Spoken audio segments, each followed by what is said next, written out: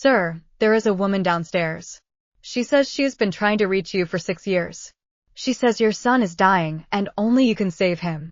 Daniel Kim heard those words before he even turned around. He was sitting beside his father's hospital bed in Seoul when the nurse said them, and for a moment, he thought she had the wrong room. He had no son. He had never married. But 6 years ago, there had been a woman. A woman he had spent 6 years trying to forget and failing every single day. He walked to the lobby on legs that did not feel like his own. And there she was. Grace Adeyemi, thinner than he remembered, standing with a small boy holding her hand. The boy looked up at him with wide, curious eyes, and Daniel felt the air leave his chest. The boy had his father's eyes. Daniel's own eyes in a small, frightened face that belonged to a child he had never known existed. "His name is Caleb," Grace said quietly. "He is 5 years old. He has a blood disease, and the doctors say he needs a bone marrow donor who shares his blood. There is no one else who can save him, Daniel. I did not come here for me. I came here for him." Daniel could not speak. He looked at the boy, who was studying him with the unguarded curiosity only a child can have, tilting his head slightly as though trying to understand why this stranger's hands were shaking. A nurse passing through the lobby slowed her steps, sensing that something important, something fragile, was happening in front of her, and quietly ushered other visitors toward a different hallway to give them privacy. "Come upstairs," Daniel finally managed to say. "Please, let me see his file. Let me understand what is happening." Grace hesitated only a moment before nodding, lifting Caleb gently into her arms even though he was almost too big to carry, as if some old instinct told her she needed to hold him close in this particular moment. They followed Daniel into the elevator in silence, none of them quite ready for the conversation that was waiting for them upstairs. This is where the story truly begins. 6 years earlier, Grace had arrived in Seoul as part of a nursing exchange program, one of only a handful of African nurses working at the city's largest private hospital. She was skilled, careful, and patient in a way that made even the most difficult patients trust her within minutes. She kept to herself, aware that some of her colleagues watched her a little too closely, whispered a little too often when she walked past. She did not let it stop her from doing her job well. She was assigned to care for an elderly patient recovering from a stroke, a proud, stubborn man named Mr. Kim, the father of a busy textile executive named Daniel. Daniel visited every evening after work, exhausted from long hours, and found himself drawn not just to his father's recovery, but to the quiet, gentle way this young nurse spoke to him. She fed him patiently when his hands shook too badly to hold a spoon. She learned his favorite songs and hummed them softly while she worked, even though she did not understand the words. Daniel began arriving earlier each evening, not entirely sure if it was for his father or for her. Their friendship grew slowly, in hospital hallways and quiet moments over vending machine coffee. Grace told him about her mother back in Lagos, a woman who had raised 5 children alone after their father left, selling fabric at a market stall before dawn. Each day so her children could attend school. Daniel told her about the heavy expectations of being the only son of a company that supported thousands of families, about the loneliness of growing up in a house full of staff, but few real conversations. Neither of them planned to fall in love. It happened in small, ordinary moments. Him remembering she liked her coffee without sugar. Her noticing that he flinched every time his phone buzzed with his mother's name. Him learning to say a few words of her language badly enough to make her laugh until she cried. Her staying an extra hour after her shift ended, telling herself it was only to check on his father, knowing it was not entirely true. There was a night early on when Grace almost stopped it before it could begin. She had seen enough, in her years of moving between countries for work, to know how these stories usually ended for women like her. A wealthy man's attention was often a passing thing, warm while it lasted and gone the moment it became inconvenient. She told Daniel this plainly one evening in the hospital cafeteria, expecting him to laugh it off or grow distant the way men sometimes did when a woman refused to make herself easy to want. Instead, he sat with the accusation for a long moment, turning his coffee cup slowly in his hands, and then he told her about the girl his mother had chosen for him 2 years earlier, the daughter of a shipping magnate. How he had sat across from her at 4 separate dinners and felt nothing at all. How he had begun to wonder if he was simply built without whatever it was that let other people feel this thing so easily. "I am not asking you to trust that I am different," he said. "I am only asking you to let me try to show you." It was not a grand declaration. It was the kind of small, honest sentence that mattered more than 100 grand ones, and it was the moment Grace stopped guarding the door to her heart quite so carefully. By the time Mr. Kim was discharged, Daniel and Grace had fallen into something neither of them had the courage to name.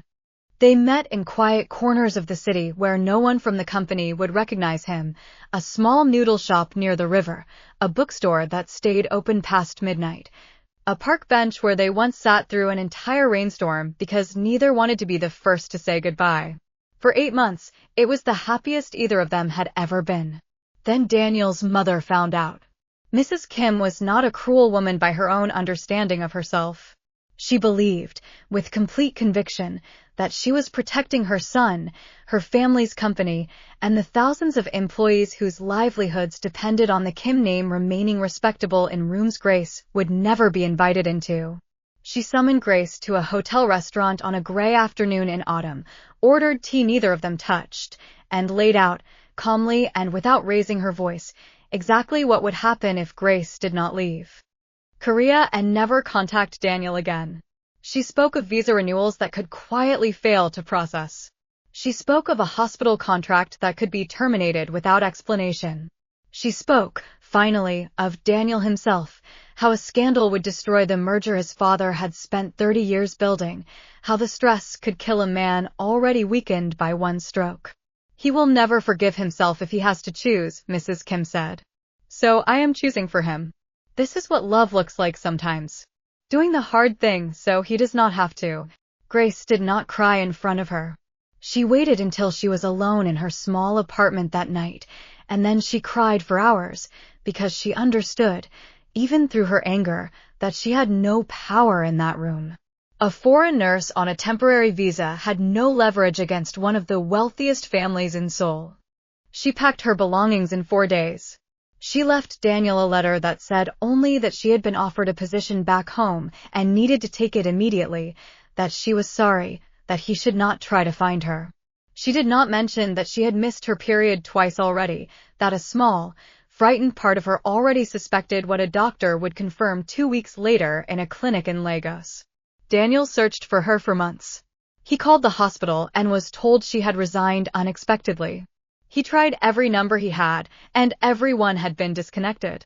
Eventually, his mother told him, gently, that some people simply were not meant to stay, that he would understand one day, that his father's health and the company needed him now more than ever. Daniel buried himself in work because it was easier than sitting still with the hole she had left in him. He never learned, not for 6 long years, that his mother had been the one to close that door. Grace, meanwhile, gave birth to a son in a small hospital in Lagos, surrounded by her mother and sisters, but no husband, no father for the baby, and a story she told no one in full. She named him Caleb, after her own father, a man who had also disappeared, though not by choice the way Daniel had. She built a life around him with the same stubborn, quiet strength her mother had shown her.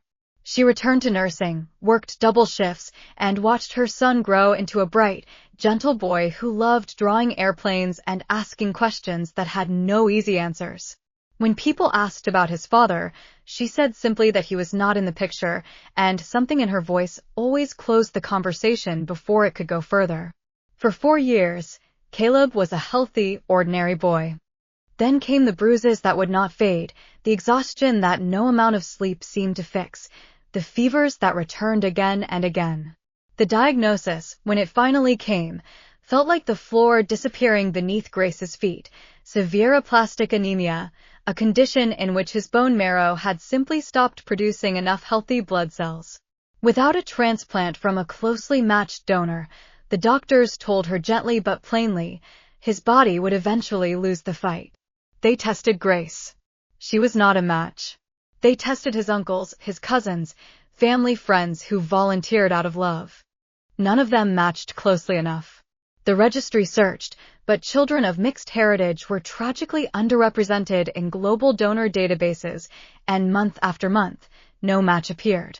Grace's world during those years was small and exhausting in the way that raising a child alone on a nurse's salary tends to be. She worked 12-hour shifts at a public hospital in Lagos, then came home to a 2-room flat where Caleb waited with his grandmother, already asleep more nights than not by the time she walked through the door.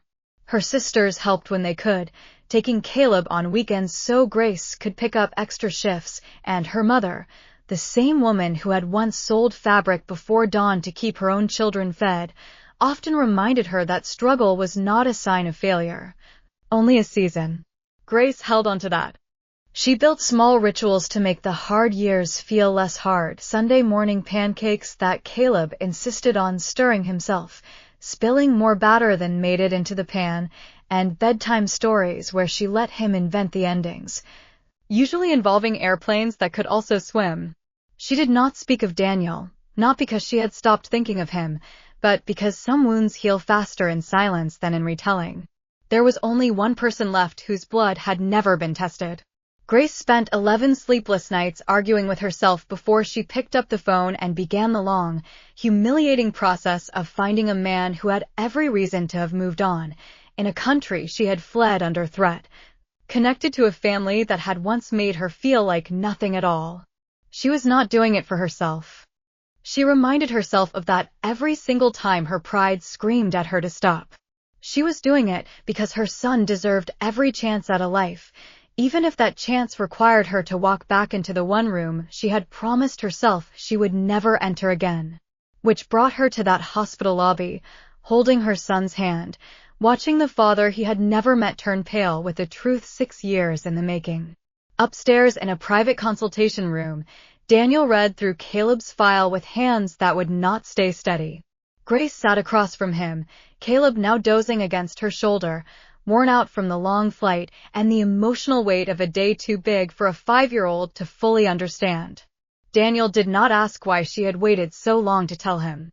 Some quiet, honest part of him had already begun to suspect the shape of the answer, and when he finally asked the question directly, and Grace told him about the hotel restaurant, about his mother's calm, careful threats, about the letter she had been forced to write, something in Daniel's chest cracked open in a way that felt almost physical. "She told me you left because you wanted to," he said, his voice barely above a whisper. "For 6 years, I believed that." "I know," Grace said. "I am not telling you now to hurt you. I am telling you because Caleb does not have time for more secrets. He needs a chance, Daniel. That is all I am asking for." Daniel looked at his sleeping son for a long moment, at the small chest rising and falling, at the eyes that would open to reveal a reflection of his own. Whatever fear or shock or fresh grief he was carrying about the last 6 years, it could wait. It would have to wait. "I will be tested tomorrow morning," he said. "Whatever I need to do after that, I will do it." The testing confirmed what neither of them had dared hope for too loudly. Daniel was a strong match, close enough that the transplant team was cautiously, genuinely optimistic. But a match was only the beginning. There were weeks of preparation ahead, invasive procedures for Daniel and for Caleb, a punishing regimen of chemotherapy designed to clear space in his fragile body for new, healthy marrow to take root. There would be days when his small body would be almost too weak to lift a spoon, and Grace would sit beside him humming the same lullabies her own mother had once hummed to her, refusing to let exhaustion win.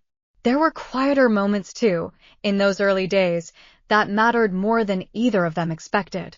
Grace found herself, almost against her will, softening toward the man Daniel had become. He asked her permission before making any decision about Caleb's care, however small, and he never once tried to rewrite the last 6 years in his own favor, never suggested she should have fought harder to find him or told him sooner.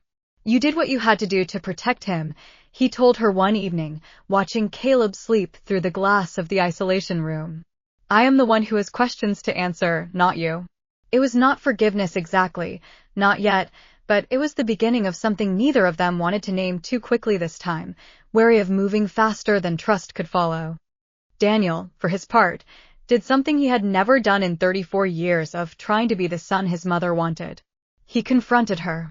He walked into her sitting room the evening after the test results came back and told her, without raising his voice, exactly what she had done and exactly what it had cost him. He told her about the boy in the hospital bed with his eyes, about the 6 years he had spent believing Grace simply hadn't loved him enough to stay. Mrs. Kim did not deny it. She sat very still, her hands folded in her lap, and for the first time in Daniel's memory, she looked old and uncertain and afraid of her own son.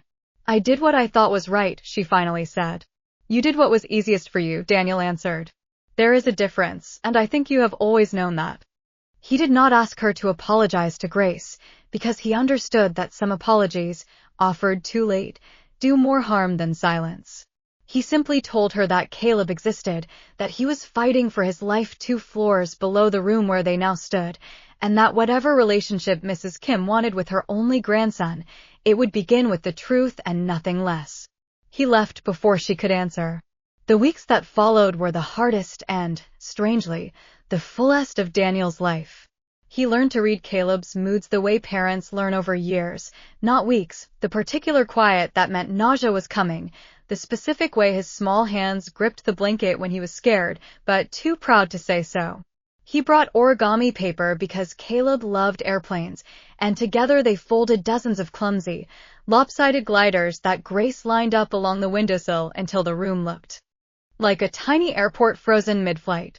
Grace watched them sometimes from the doorway, not because she doubted Daniel, but because some part of her was still learning to trust that this version of him, the one who showed up every single day without being asked twice, was real and not a temporary kindness that would fade once the crisis passed. The night before the transplant, Caleb, groggy from medication but still fighting sleep, looked up at Daniel and asked the question that had been sitting unspoken between all 3 of them for weeks. "Are you my dad?" Daniel glanced at Grace, who gave the smallest nod, telling him this was his to answer. "Yes," Daniel said, his voice thick. "I am. And I am sorry it took me so long to know you existed. But I am here now, and I am not going anywhere." Caleb considered this with the serious concentration he gave everything, then simply said, "Okay," and closed his eyes, apparently satisfied, as if the universe had finally arranged itself the way it was always supposed to. There was a moment, 3 days before the transplant, when the fear nearly broke through Grace's careful composure. Caleb had spiked a fever overnight, and though the doctors assured her it was a common and manageable reaction to the conditioning chemotherapy, she found herself in the hospital stairwell at 2 in the morning, sitting on the cold concrete steps, finally letting herself cry the way she had not allowed since the night she left Seoul 6 years earlier. She did not hear the door open. She only felt Daniel sit down beside her, not speaking, not reaching for her, simply staying, the way she remembered him staying beside his father's bed every evening all those years ago. "I looked up the survival statistics again tonight," she finally admitted. "I know I should not. The doctors keep telling me not to. But I cannot stop myself." Daniel nodded slowly. "I looked them up too," he said. "Every night. I think it is the only way either of us knows how to prepare for whatever happens." They sat together in that stairwell for nearly an hour, 2 people bound by a child neither of them could imagine losing, and when Grace finally stood to go back to Caleb's room, she found she was steadier than she had been in weeks, not because the fear was gone, but because she was no longer carrying it entirely alone.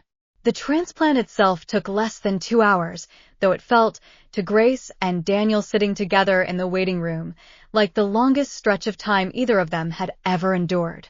They did not speak much. There was nothing left to say that words could carry the full weight of. Daniel reached over at one point and took her hand, and she let him, and neither of them mentioned it, because some gestures do not need to be discussed to be understood. The weeks after the transplant were a slow, careful climb. There were setbacks, a fever that sent the whole team into a tense 48 hours, a rash that turned out to be nothing, but still stole a night's sleep from everyone in that hospital wing. But slowly, Caleb's blood counts began to rise. Slowly, the color returned to his cheeks. Slowly, He began asking to walk to the window himself instead of being carried, insisting, with the fierce stubbornness Grace recognized as entirely her own, that he could do it without help. 6 months later, Caleb was declared to be in remission, his new marrow functioning as though it had always belonged to him. Daniel had, by then, stepped back from much of his role at the company, handing the daily operations to a trusted deputy so he could spend his mornings walking Caleb to the small international school Grace had enrolled him in. The same one Daniel himself had refused to attend as a boy because it felt too far from everything familiar. Mrs. Kim, humbled in a way none of her employees would have recognized, had begun showing up on Sunday afternoons with small, careful gifts and even smaller, more careful apologies, slowly earning back a place in her grandson's life one visit at a time.